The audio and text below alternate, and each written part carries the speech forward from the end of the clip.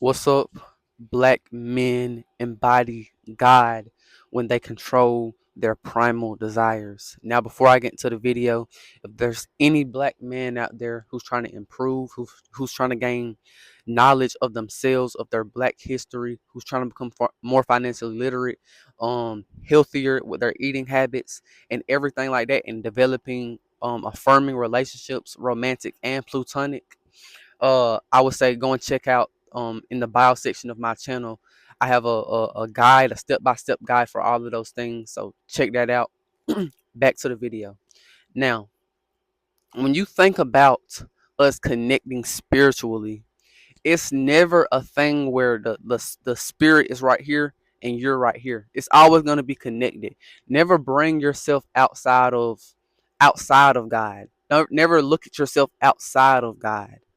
And I'm not bringing this idea of that we are God, but I'm saying we have the power to embody who God is, the characteristics, the essence, the nature. We have that power, and the only way we do that is when we decide to be the creator and to be the controller, not only of ourselves but of our community. And that's how you gain sovereignty, and you do that by getting rid of your lower self, or gaining control of your lower self. One thing you see in the black community is a lack of creativity and a lack of people embodying God, a lack of black men embodying God. Why? Because we prioritize that primal desire. We prioritize sex, being promiscuous, um eating unhealthy. We promote degeneracy. We promote acting off of emotion instead of logic, and being rational. That is what we promote. So we promote being a slave to those things because that's what's glorified. The thing that needs to be glorified is you being in full control and doing what's best for you, and being the creator, being the man that's designing everything. Don't be a man that's a victim. Don't be a man that's a slave and then somebody else is controlling you. Somebody else is creating for you. That's the problem we have in the black community. And now, when a man decides to control his sexual desires, gain a lot of discipline in every aspect of their lives, when they decide to start eating healthier, they decide to start doing things that are going to help them instead of hurt them, and they're not going to act off of emotion. Their emotions aren't going to pull them into being a slave, right? They're going to be in a place where they remain, at a place where they have full control and they're the creator. And when a man does that, that truly embodies God, right? Because the problem is, when it comes to religion and stuff, we're trying to separate God from ourselves. Like, okay, God finna do this for us, and then boom, boom, boom, and I don't have to do anything. No, the only way God can move is if He works through a human being.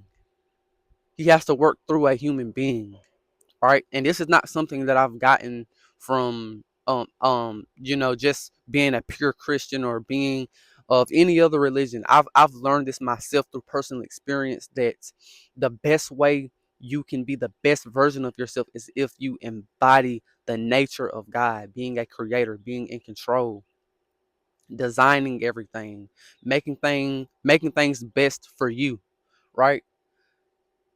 The way you embody God is not being a slave, it's being the creator. That's how you embody God. And if we see evil out there in the world, if we see things that are going on in the world, you don't say God need to go and fix everything. No.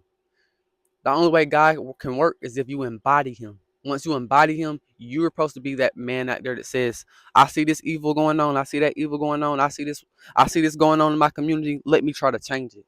Right? Because that's what a real man does. That's what a man who embodies God does, right? So when we see things going on in our community that's bad, when we see people who have a self-destructive culture,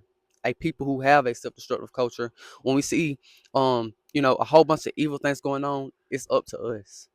It's up to us as black men to fix those things, to get everything right. That's who it's up to. Stop separating yourself from God like He finna go and He way up here and He finna just start doing everything and fixing everything. No. He has to work through you. Once He works through you and you embody Him, the nature of Him, the essence, the characteristics, and the mentality of God, that's when you can go out and change things for the better. For the better. I keep talking with my tongue. That's when you can change things for the better. And that's when you can take out evil on the earth. Because evil on the earth isn't it's physically here, right? I'm not this person who wants to stay stuck in this spiritual world where it's not in the real world. No, it's there for you to take it and you to enact it in real life. That's what it's for, right? And in my step by step guide, I kind of go through a man taking full control of himself, understanding himself, loving himself, and taking control of his life. That's how you truly embody a spiritual nature to yourself when you gain full control and you're being the creator, right? Black men, we have a history of not being allowed or being neglected in ways where they try to take your mind, they try to take your ability to embody God, they try to take your intelligence from you, right? But now that we have it, we have to really come together and do something because that's the only way things are going to change for the better. Like I said before in other videos, nobody out here really care about us like that. We have to save ourselves. Black people are going to save black people. That's the true thing. And I think that it starts with us taking control of our primal desires, taking control of those carnal desires. Once we control that, then we control ourselves fully. And then once we control ourselves fully as an individual, then that's when we can all come together and control the community. Once we control the community, then, the sky's the limit. We can do anything and we can thrive and we can defend ourselves from any type of threat. That's the true power we have.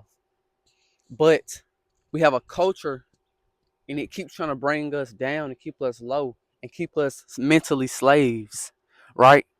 That is the thing that's trying to bring us down. And I truly understand that once we gain control of our mind, then we can gain control of our people. You gain control of our people, then we can control our destiny and our future. And once we control our destiny and our future, then we can thrive instead of just surviving and just being a slave and just being a laborer. They want us to just be mindless and just be laborers and to work for the government. When in reality, we don't understand that the government isn't God.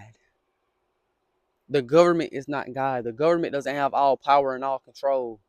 No, we do. The people, when they come together and they work for each other, that's the true power. And that's the most powerful thing that we can have over any type of weapon, over any type of thing. Because when you have people who come together, we can make everything for each other. We can create everything for each other. Right? So that's pretty much all I got to say. Peace out.